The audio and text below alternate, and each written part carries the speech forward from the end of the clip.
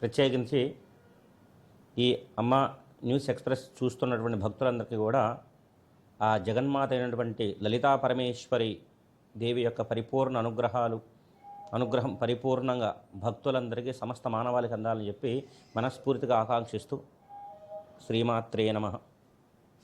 శ్రీమత్ సింహాసనేశ్వరి ఎలా వచ్చిందంటే చిద్ అగ్నిగుండ సంభూత. ఇందాక చెప్పినటువంటి వృత్తాంతంలోనే చిదగ్ అగ్నిగుండ సంభూత ఎందుకు వచ్చింది? దేవకార్య సముజ్జత, దేవతల యొక్క కార్యాన్ని చక్కబెట్టడం కోసం ఉద్భవించినటువంటి జగన్మాత శ్రీమత్ సింహాసనేశ్వరి చిదగ్నికుండ సంభూత దైవకార్య సముజ్జత. వచ్చినప్పుడు ఎంతటి వెలుగులో వచ్చింది? ఉజ్జద్భాను సహస్రాభ. దేవతలకి మొట్టమొదట కనిపించింది ఎవడ అంటే చిదుర్బాహు సమన్విత. అందులో మొట్టమొదట ఏమిటో తెలుసండి? రాగస్వరూప పాషాధ్యయ నమో నమః. రాగస్వరూప పాషాధ్య, ఈ రాగానికి ప్రతిరూపమే ఆవిడ చేతిలో ఉండేటువంటి ఒక పాశం అన్నమాట, ఒక తాడు. అంటే మనం ఇందాక చెప్పినటువంటి వృత్తాంతంలోనే అమ్మవారు మనం ఎవరి మీదైతే ఎక్కువ ప్రేమ పెంచుకుంటామో వాడే నీ మెడకి ఒకనొక సందర్భంలో చిచ్చు యొక్క బిగించుకుపోతాడు, ఉరితాడుగా మారిపోతాడు అనమాట. ఎవరి మీద ఎంత ప్రేమ చూపించినా సరే అది నీకు పతనహేతువే తప్ప అది నీకు మోక్షానికి స్థితి కాదనమాట. నా బిడ్డే ఉన్నాడండి, వాడికి విపరీతమైన గారం చేసేసాను నేను. వాడిని కోరినట్టుగా ఇచ్చేసాను, అడిగినట్టుగా ఇచ్చేసాను అనుకోండి. వాడు కోరినట్టుగా చేశాను. వాడు ఏడిస్తే కంట తడి పెడితే నేను చూడలేదన్నమాట. ఇంకా వాడు రాను భవిష్యత్తులో నా మాట కూడా వింట మానేస్తాడు. వాడు వింట మానేసేసి అడిగినట్టు వాడు ఇచ్చేసాం కదా. వాడు అడిగినట్టు ఇచ్చాం కాబట్టి వాడు పెద్దల మాట విండు, గౌరవించడు, ఎవరి ముందు లెక్క చేయదు, దుర్వ్యసనాలు పాలైపోతాడు, తల్లిదండ్రుల మాట లెక్కలేదు కాబట్టి.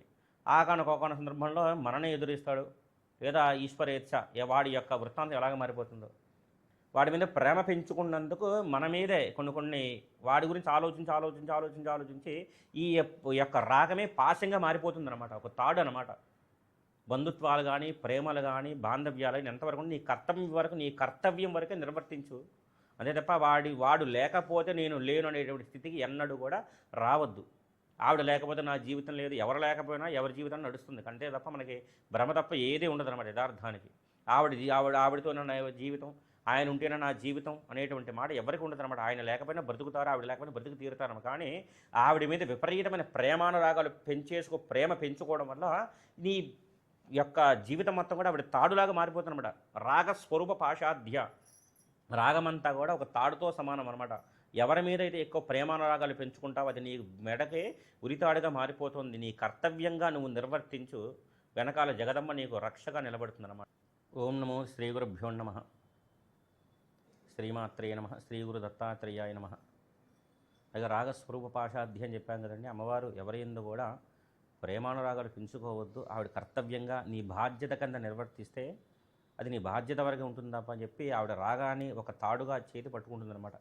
ఇదే లక్షణం గణపతికి కూడా ఇదే లక్షణం. ఆయన కూడా చేతిలో రాగాన్ని ఒక పాశంగాను, అంకుశాన్ని ఒక చేతిలో ధరిస్తారనమాట. రాగస్వరూప పాషాధ్య క్రోధాకారాంకుశోజ్వల అని శ్రీమాత్రే అనే నామంలో అమ్మవారు గణపతికైనా అండి అనుగ్రహించింది, సుబ్రహ్మణ్యేశ్వర స్వామికి అనుగ్రహించింది. ఎవరెవరిని అనుగ్రహించిందయ్యా అంటే ఆవిడ చరిత్రని పరిశీలించినట్టే ఎంతోమందిని అనుగ్రహించిందన్నమాట. ఎంతోమందిని, ఎవరెవరో వృత్తాంతాలు, పెద్ద పెద్ద వృత్తాంతాలు అక్కర్లా. ఆయన మనకి విజయవాడ నగరానికి కొద్దిగా కోతవేడి దూరంలోనే గుంటూరు పక్కన ఒక గ్రామంలో చందూలు అనేటువంటి గ్రామంలో తాడేపల్లి రాఘవనారాయణ శాస్త్రి గారని ఒక మహానుభావుడు ఉండేవారు అనమాట. ఆయన పేరు తాడేపల్లి రాఘవనారాయణ శాస్త్రి. ఆయన వేదాంగాలు చదువుకున్నటువంటి మహా విద్వాంసుడు. ఎప్పటి వరకు అది ఇంచుమించుగా ఒక 100 సంవత్సరాలులోని వారైన, 100 సంవత్సరాలు దగ్గర ఉన్నటువంటి వారు అనమాట. ఆయన ఇప్పుడు కాలం చేశారు, గతించారు. ఆ తాడేపల్లి రాఘవనారాయణ శాస్త్రి గారు ఎంతటి ఉపాసకులు అంటే ఆయనకి ఒకానొక సందర్భంలో లలితా సహస్రనామం చెయ్యాలి, పారాయణ చెయ్యాలి అనేటువంటి ఒక కోరిక కలిగిందనమాట.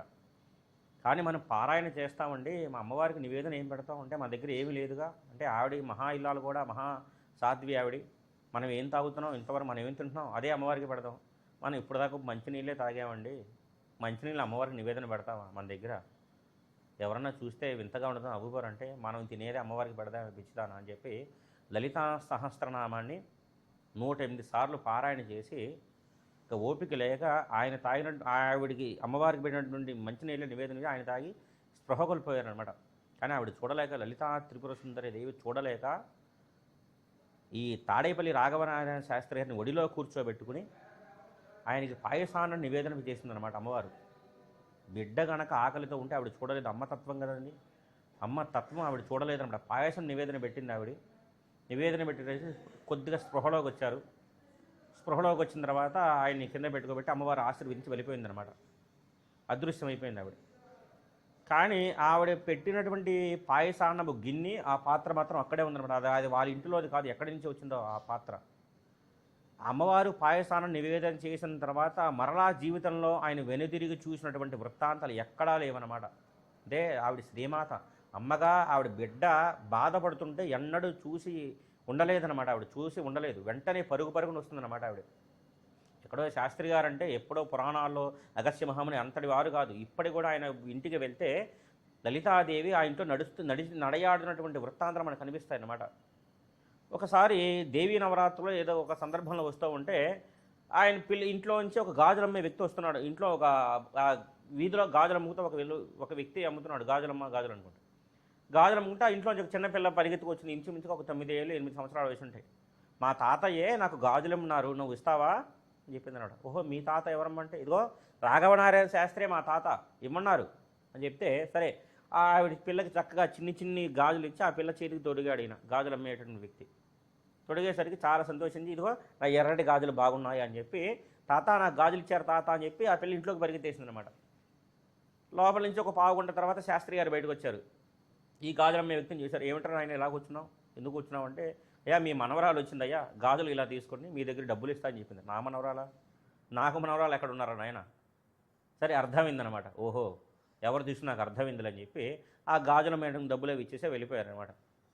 ఈ సాయంత్రం పూజ అయ్యేసరికి ఈ పిల్ల ఏ గాజులు అయితే తీసుకుందో అమ్మవారి విగ్రహం దగ్గర అవే గాజులు పెట్టున్నాయనమాట. అంటే ఆ పిల్ల స్వరూపంలో వచ్చింది బాలా త్రిపుర సుందరి స్వరూపం అనమాట. ఆయన విచిత్రం ఏంటంటే, ఎవరైనా తెలియనటువంటి వ్యక్తులు మధ్యాహ్నం వేళ దర్శనానికి వెళ్తే కొద్దిగా ఇల్లు మొత్తం చీకటి, దీపాల కాంతి కదండి ఆ రోజుల్లో, విద్యుత్ కాంతులు ఎక్కువ ఉండేవారు, ఇలా పడుకుని ఉండేవారు పడవ కాంతిలో. ఒక పెద్ద ఆవిడ మాత్రం పడకుర్చీలో పడుకుని ఉండేది అనమాట. ఏమో శాస్త్రి గారు ఉన్నారా అని వచ్చిన వ్యక్తి అడిగారు అనుకోండి, ఈవిడ ఆడగొంతుతో నేనే చెప్పు ఏమిటి అనేదనమాట. మా చాలా దూరం నుంచి వచ్చాం తల్లి, శాస్త్రి గారిని పిలుస్తారు ఒకసారి, రాఘవనారాయణ శాస్త్రి గారిని అంటే, నేనే చెప్పు అంతేనమాట. అమ్మా సమయం అయిపోతుంది, శాస్త్రి గారు మీరు శాస్త్రి గారు ఏమిటో ఒకసారి పిలవడంటే, బుద్ధి ఉందా లేదా, నేనే శాస్త్రిని వినబడట్లేదా అని వెలుగులోకి వస్తే ఆయనే శాస్త్రి గారు అనమాట. ఆయన కొద్దిగా దూరంలో వింటే ఆడవారి గొంతుకుతో జగదంబే ఆయనకు పలికేదనమాట. ఆయన గొంతులో కూడా నిక్షిప్తం అయిపోయింది. విచిత్రం ఏమిటంటే, శాస్త్రి గారి కాలం చేసినప్పుడు కొన్ని వార్తాపత్రికల్లో కూడా ఆయన చితాభస్మం ఫోటో తీశారనమాట. ఆయన చితిమంటల్లోంచి బాలా త్రిపుర సుందరి అమ్మవారి రూపం పైకి వెళ్ళిపోయినట్టుగా ఆ చితిమంటల రూపంలో కూడా ఆవిడ కనబడిందనమాట ఎన్నో వార్తాపత్రికల్లో. అంతటి మహాశక్తి సంపన్నుడు, అమ్మవారి పాయసం తిన్నటువంటి వ్యక్తిలో ప్రముఖుడు, పైగా మన తెలుగువాడు, మన గుంటూరు జిల్లాలో ఉన్న వ్యక్తి రాఘవనారాయణ శాస్త్రి గారు. ఇప్పటికీ కూడా విజయవాడ ఆయన పేరు మీద కొన్ని పాఠశాలలు కూడా ఉన్నాయన్నమాట. ఇక్కడ మనకి మెట్రో ఆపోజిట్ సందులోకి వెళ్తే అక్కడ రావి చెట్టు కింద ఒక స్కూల్ ఉంది. ఆ స్కూల్ పేరు తాడేపల్లి రాఘవనారాయణ శాస్త్రి గారి పాఠశాల. ఆయన శాస్త్రి గారి పేరు అనమాట. అంతటి మహాశక్తి సంపన్నుడు. ఆయనకి ఏదైనా ఒక సంకల్పం చేశాడని మనసులో సంకల్పించుకుంటే మాత్రం అది జరిగి తీరవలసిందనమాట. దేవీ శరన్నవరాత్రులకి ఆయన ఊరంతా కూడా భోజనాలు పెట్టాలని సంకల్పం అనమాట. సరే ఆయన ఊరంతా కూడా చాటిమి వేయించారు. రేపటి రోజున నవరాత్రులు ప్రారంభమైంది, 9 రోజులు మన ఇంట్లోనే భోజనాలు అందరికీ చెప్పేసాడని చెప్పారు. ఇటు చూస్తే భార్య ఏమో అసలు ఏమీ లేదు, ఇంట్లో ఒక బియ్యపు గింజ లేదు, ఎలాగ ఈయన చెప్పేస్తున్నా చెప్తే, నువ్వా నేనే పెట్టేది, లోపల ఉంది కదా ఆవిడ చూసుకుంటుందిలే, మనకెందుకు వచ్చిన తలకాయ నొప్పి, అంతా ఆవిడ మీద పెట్టేశాం, నువ్వు నిశ్శబ్దంగా ఉండు. రాత్రి 12 అయిపోతుంది, ఈవిడికేమో కంగారు వచ్చేస్తుంది అనమాట. 12 గంటలు అయిపోతుంది పూర్తిగా. ఏమంటే 12 అయిపోతుంది, తెల్లారేసరికి మనం వంటని సిద్ధం చేయాలి. ఎలాగ వస్తారంటే, ఊరుకో ఆవిడ చూస్తుందా, మనకి పెట్టలేదనుకో అవమానం భారమత్వం ఆవిడ భరించాలి, నీకు నాకెందుకు వచ్చిన కావాలి, నిశ్శబ్దంగా ఉండు అని చూసేవారనమాట. సరిగ్గా 12:30 అయ్యేసరికి ఒక ఎద్దుల బండులు 2-3 ఎద్దుల బండి ఇంటి ముందుకు వచ్చి ఆగేవన్నమాట. ఏమిట్రా ఆయన ఎవరు పంపించారంటే, ఈ ఊరి జమీందారు గారింట్లో ఒక శుభకార్యం తలపెట్టారండి, అనుకోకుండా అది వాయిదా పడింది. రేపంతా కూడా గ్రామస్తులందరికీ కూడా సరిపోయే భోజన సామాగ్రి అంతా ఇందులో ఉన్నాయి, సరుకులన్నీ కూడా. ఇవన్నీ మళ్ళీ కూరగాయలు బియ్యంగా ఇవి పాడైపోతాయి, మళ్ళీ జమీందారు గారు మళ్ళీ పాడైపోతారు, మళ్ళీ శుభకార్యం వచ్చినప్పుడు మళ్ళీ పెట్టుకోవచ్చులని చెప్పి ఈ సరుకులన్నీ కూడా మీ ఇంట్లో అప్పచెప్పమన్నారు. మీ ఇంట్లో అప్పచెప్పి వస్తున్నావు స్వామి అని చెప్పి ఆ సామాగ్రి అంతా ఇంట్లో అప్పచెప్పారు. చూసావు నువ్వు కంగార పడటం తప్ప ఆవిడకి తెలియదే ఎక్కడి నుంచి తెప్పించుకోవాలి, నువ్వు నువ్వు నిశ్శబ్దంగా ఉంటావే, సరే వంటలు ప్రారంభించని చెప్పి వంటలు ప్రారంభించేవారు అనమాట. అంతటి మహాశక్తి సంపన్నులు అన్నమాట. జ్ఞాన సంబంధం అని చెప్పి మన వృత్తాంతాల్లోనే శివభక్తుల యొక్క శివభక్తుల్లో ప్రముఖుడు అన్నమాట జ్ఞాన సంబంధర్. ఈ జ్ఞాన సంబంధర చరిత్ర ఎటువంటిది అంటే ఈయన కూడా అమ్మవారి యొక్క పాయసం స్వీకరించినటువంటి వాడేనమాట. అమ్మవారి పాలు తాగాడనమాట సాక్షాత్తుగా. ఎందుకంటే శ్రీమాత అంటే ఆవిడకి ఒక బిడ్డ కనుక ఏడుస్తూ ఆర్తితో అమ్మాని ఆర్తితో పలికాడా ఆవిడ చూడలేదన్నమాట. వెంటనే ఈయన ఒకసారి జ్ఞాన సంబంధర నాన్నగారు ఏం చేశారంటే పెద్ద శివాలయ ప్రాంగణం, ఆయన కోనేటిలో స్నానానికి వెళ్తున్నాడు అనమాట. ఈయన తండ్రి వెళ్తూ పిల్లవాడికి ఏమి తెలిసింది, 4-5 ఏళ్ళ వయసు పిల్లవాడు నదిలో దూకుతున్నాడు. అమ్మో నాన్నగారు మునిగిపోయారు బాధపడుతున్నాడు. ఒరే రోజు నువ్వు ఇలాగ ఏడుస్తున్నావు, ఈసారి నువ్వు ఏం చేస్తావంటే నేను మునిగిపోయాను అనుకో, నువ్వు బాధపడక ఏడవద్దు, నేను నీకు తండ్రిని కదా, అలాగే ఇదిగో ఈవిడ అమ్మ ఈయన మీకు నాన్న అని అలా చూపించారన్నమాట. శివాలయం మీద శివపార్వతుల యొక్క మూర్తిని. ఇదిగో ఈ అమ్మకి చెప్పు, నీకు ఎటువంటి కష్టం వచ్చినా ఈవిడితో చెప్పుకో అని చెప్పారనమాట ఆయన. సరే ఈయన 3 మునకలు వేశాడు. ఈయన వెంటనే పిల్లవాడి కంగారు వచ్చేసి అమ్మ దగ్గర ఆ మూర్తి దిగి వెళ్ళిపోయి అమ్మ ఆకలేస్తుందమ్మని చెప్పి ఏడిచేసి స్పృహ కోల్పోయాడు అనమాట వాడు ఆకలితో. వెంటనే పరమేశ్వరుడు నీ బిడ్డ కాదు వాడికి ఆకలేస్తుంది, పాయసం పాలు పట్టవే అంటే అమ్మవారు వెంటనే ఆ జ్ఞాన సంబంధాన్ని చేతితో పట్టుకుని ఆవిడ పాలు గిన్నెలో పోసి ఆవిడకి పట్టించిందనమాట. వాడి వెంటనే జ్ఞానంతో పొంగినటువంటి మహాజ్ఞాన సంబంధం అయిపోయాడట. 64 మంది నాయనార్లలో చాలా ప్రముఖుడైనటువంటి వాడు, చాలా చిన్నవాడు అనమాట ఈ జ్ఞాన సంబంధం. ఆ పిల్లవాడు పాలు తాగిన తర్వాత మూతికి మాత్రం పాలు ఉండిపోయినాయి. అమ్మవారు మూర్తుల విగ్రహంలోకి వెళ్ళిపోయేసరికి అప్పుడే ఆయన తండ్రి స్నానం చేసి బయటకు వచ్చేసరికి పిల్లవాడు మాత్రం కనిపించారు. మూతికి పాలు అంటూ ఉన్నాయన్నమాట. ఎవరి పాలరా నువ్వు తాగేసావు, శివాలని అభిషేకం వచ్చిన పాలను తాగేసావు అని చెప్పి, సరే పిల్లవాడే కదా తాగాలని చెప్పి ఆయన భుజం మీద ఎత్తుకుని శివాలయంలోకి వెళ్తున్నాడు అనమాట. శివాలయంలోకి వెళ్తూ ఉండేసరికి పిల్లవాడు ఏదో పాటలు పాడుతున్నాడు. తండ్రికి అర్థమవుతం లేదు. ఆయన సంస్కృతంలో ఆ శివాలయంలో ఉండేటువంటి పరమేశ్వరుడి మీద పత్తికాలు పాడడం పత్తికాలంటే దండకాలన్నమాట.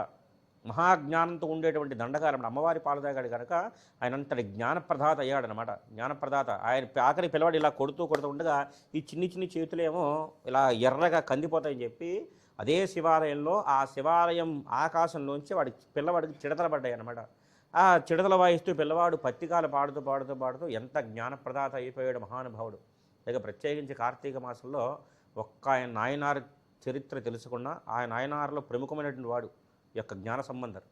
అంతటి మహాజ్ఞాన సంబంధర్ కనుక ఆ శివపార్వతుల అనుగ్రహం వలన మనందరం కూడా ఈ లలితా సహస్రనామాన్ని ప్రతి నిమిషము కూడా పారాయణ చేస్తూ ఈ యొక్క వివరణ తెలుసుకుంటూ ఆ జగదంబ యొక్క అనుగ్రహం పరిపూర్ణంగా అందరికీ ఉండాలని చెప్పి మనస్ఫూర్తిగా ఆశిస్తున్నాం.